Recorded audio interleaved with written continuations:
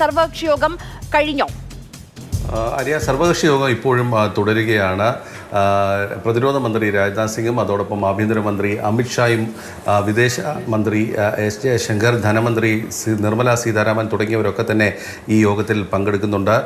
വിവിധ കക്ഷി നേതാക്കളും യോഗത്തിൽ പങ്കെടുക്കുന്നുണ്ട്. പ്രധാനമായും കഴിഞ്ഞ ദിവസം നടന്ന വ്യോമാക്രമണവുമായി ബന്ധപ്പെട്ട് സർക്കാരിന് പറയാനുള്ള കാര്യങ്ങൾ അല്ലെങ്കിൽ ജനങ്ങളോട് പറയേണ്ട കാര്യങ്ങളൊക്കെ തന്നെയാണ് ഈ രാഷ്ട്രീയ കക്ഷി നേതാക്കളുമായി പങ്കുവെക്കുക. അതായത് എന്തൊക്കെ കാര്യങ്ങളാണ് നടന്നത്, ഏതെല്ലാം തരത്തിലുള്ള നടപടികളാണ് ഇക്കാര്യത്തിൽ പിന്നീട് സ്വീകരിച്ചത് തുടങ്ങിയ കാര്യങ്ങളൊക്കെയാണ് വിശദീകരിക്കുന്നത്.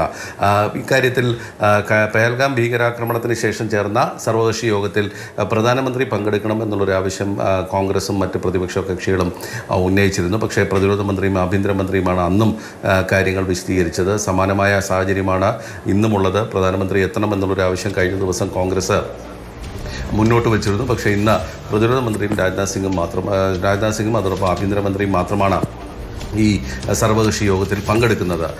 സ്വാഭാവികമായിട്ടും സർക്കാരിന് പറയാനുള്ള കാര്യങ്ങൾ വെക്കുമ്പോൾ പ്രതിപക്ഷത്തിൻ്റെ ഭാഗത്ത് നിന്ന് മറ്റ് വിശദീകരണങ്ങൾ തേടലുണ്ടാകും. അതായത് ഇതിൻ്റെ കാഷ്വാലിറ്റിയുമായി ബന്ധപ്പെട്ട് മറ്റ് ഇന്ത്യക്ക് എന്തെങ്കിലും നാശനഷ്ടങ്ങൾ ഉണ്ടായിട്ടുണ്ടോ, അല്ലെങ്കിൽ ഏതെങ്കിലും അസറ്റ്സ് നഷ്ടപ്പെട്ടിട്ടുണ്ടോ, ഏതെങ്കിലും കാഷ്വാലിറ്റീസ് ഉണ്ടായിട്ടുണ്ടോ തുടങ്ങിയ കാര്യങ്ങളിലൊക്കെ തന്നെ സർക്കാർ ചില വ്യക്തതകൾ വരുത്താനുള്ള സാഹചര്യമാണുള്ളത്.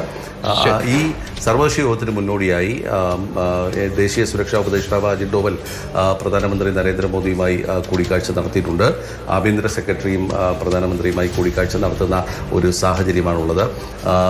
അതിർത്തിയിൽ കനത്ത സേനാ വിന്യാസവും അതോടൊപ്പം തന്നെ ജാഗ്രതയും തുടരുന്നതിനിടയിലാണ് ഡൽഹിയിൽ ഈ നിർണായക യോഗങ്ങൾ നടക്കുന്നത്. ശരി, അതിപ്രധാനമായ യോഗങ്ങൾ, ആലോചനകളൊക്കെ നടക്കുകയാണ്. സർവകക്ഷി യോഗം ഡൽഹിയിൽ പുരോഗമിക്കുന്നു.